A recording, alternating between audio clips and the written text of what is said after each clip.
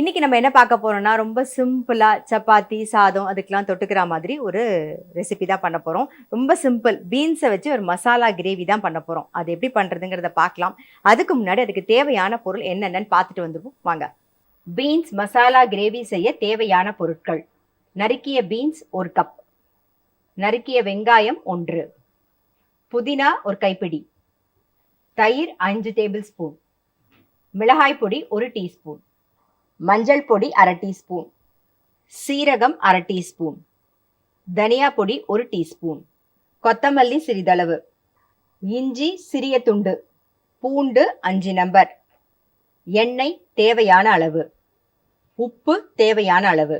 Beans masala gravy பண்ணுறதுக்கு தேவையான பொருள் என்னென்னு பார்த்தாச்சு. இப்போ எப்படி பண்ணுறதுன்னு தான் பார்க்க போகிறோம். முதல்ல அரைச்சிக்க வேண்டியது என்னென்னு பார்த்துடலாம். அதுக்கு ஒரே ஒரு வெங்காயம், நல்ல பெரிய வெங்காயம் கட் பண்ணி வச்சுருக்கேன், அதை சேர்த்துக்கிறேன். பூண்டு ஒரு 5-6 பல்லு பூண்டு, இஞ்சி ஒரு சின்ன துண்டுக்கு இஞ்சி, புதினா கொஞ்சம் ஒரு கைப்பிடி புதினா சேர்த்துக்கலாம். இப்போ இதெல்லாம் சேர்த்து அரைச்சி எடுத்துட்டு வந்துடலாம்.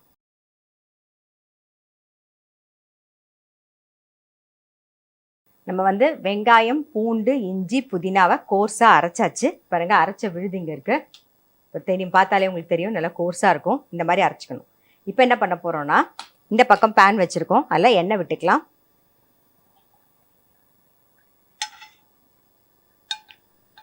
சீரகம் மட்டும் தாளிச்சா போதும்.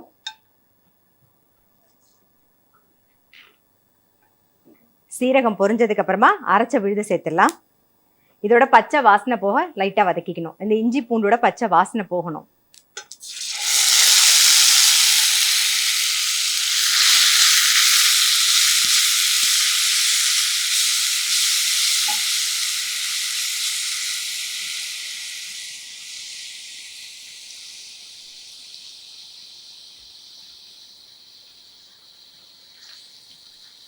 இது கூட கொஞ்சம் மஞ்சள் பொடியும் சேர்த்துப்போம். தேவையான உப்பை நான் இப்போவே சேர்த்துட்றேன்.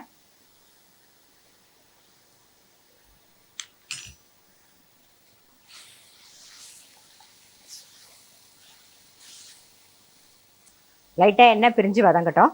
இப்போ லைட்டாக வதங்கிடுத்து பாருங்கள். கொஞ்சமாக எண்ணெய் பிரிஞ்சு வந்திருக்கு இல்லையா? இந்த சமயத்தில் காரத்துக்கு வரமிளகா பொடி சேர்த்துக்கலாம். காரம்லாம் உங்களுக்கு தகுந்த மாதிரி பார்த்து போட்டுக்கலாம். அப்புறம் தனியா பொடி 1 டீஸ்பூன்.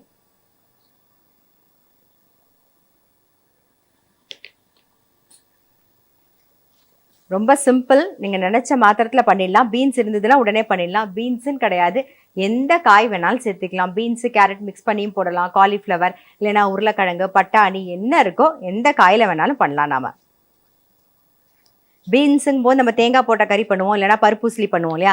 ஸோ இந்த மாதிரி ட்ரை பண்ணி பாருங்கள், ரொம்பவே நல்லாயிருக்கும். சப்பாத்திக்கெலாம் தொட்டுக்கிறதுக்கு ரொம்பவே டேஸ்ட்டாக இருக்கும். இப்போ இது கூடவே பீன்ஸையும் சேர்த்துருவோம். ஆல்ரெடி நம்ம உப்பெல்லாம் சேர்த்தாச்சு.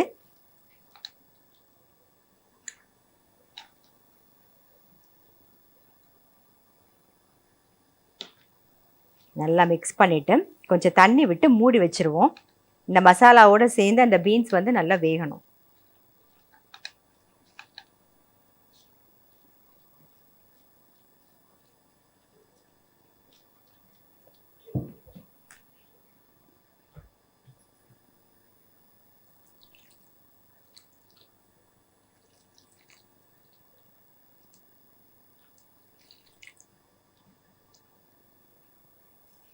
தேவையான அளவு தண்ணி விட்டாச்சு.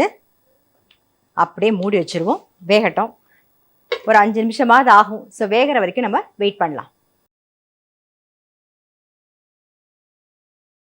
இப்போ பீன்ஸ் நல்லா வெந்திருக்கும். ஒரு 5 நிமிஷத்துக்கு மேலே ஆகிடுத்து, பார்த்துடலாம்.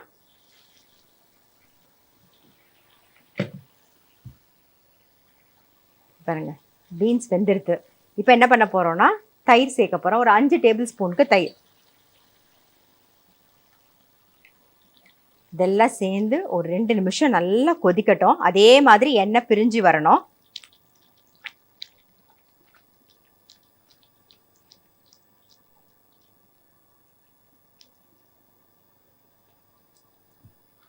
ரொம்ப ரொம்ப சிம்பிளாக இருக்கும், பட் டேஸ்ட் ரொம்ப பிரமாதமாக இருக்கும். ட்ரை பண்ணி பார்க்கலன்னா கண்டிப்பாக ட்ரை பண்ணி பாருங்கள்.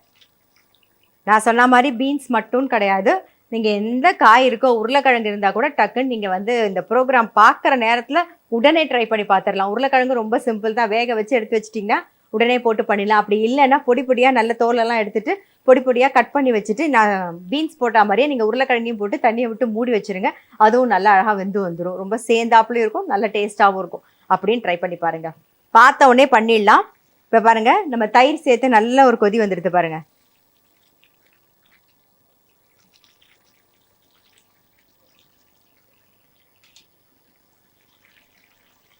இன்னைக்கு நான் தயிர் சேர்த்துருக்கேன், இல்லை தயிர் வேண்டாம் நான் தக்காளி சேர்த்துக்கணும்னு நினச்சிங்கன்னா நீங்கள் தக்காளி போட்டு பண்ணலாம். ஆல்ரெடி நம்ம தக்காளி போட்டு நிறைய கிரேவியில் பண்ணியிருப்போம். தயிரும் சேர்த்துருப்போம், தக்காளியும் சேர்த்தும் பண்ணியிருப்போம்.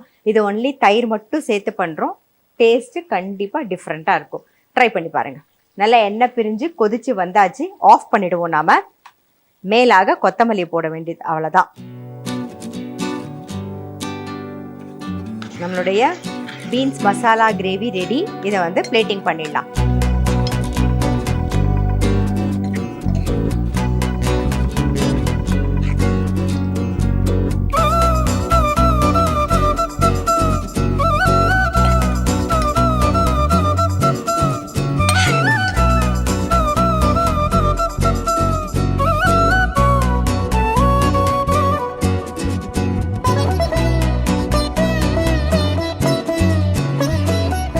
ருசிகளை கலந்துக்கணும் நிறைய பேர் கேட்குறீங்க. நீங்கள் பண்ண வேண்டியதெல்லாம் வந்து என்ன ரெசிபி பண்ண போகிறீங்க அப்படிங்கிறத டீட்டெயில்டாக ஜெயா டிவிக்கு எழுதி அனுப்புங்க. உங்கள் ஃபோன் நம்பரோட மறக்காமல் உங்கள் ஃபோன் நம்பரோட எழுதி அனுப்புங்க.